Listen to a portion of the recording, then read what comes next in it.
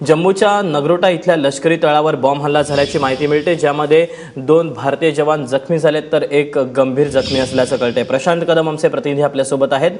प्रशांत, अजूनही दहशतवादी आणि जवानांमध्ये चकमक सुरूच आहे।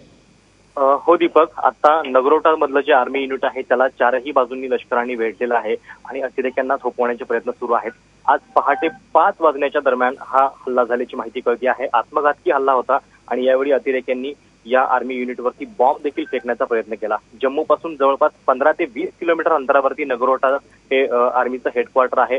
मोठं हेडक्वार्टर आहे, कारण या ठिकाणी आर्मीचे जे लेफ्टनंट जनरल रँकचे जे अधिकारी असतात ते या ठिकाणी असतात आणि त्यामुळं या युनिटला लक्ष्य करणं हे अतिशय गंभीर मानलं जात आहे।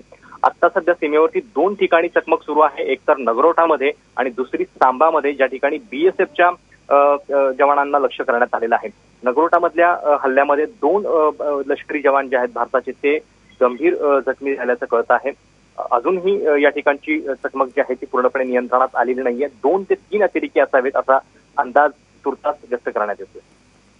निश्चितच प्रशांत, तुझ्याकडनं या सगळ्या संदर्भातली ताजी माहिती घेत राहू। तुर्तास धन्यवाद दिलेल्या माहितीबद्दल।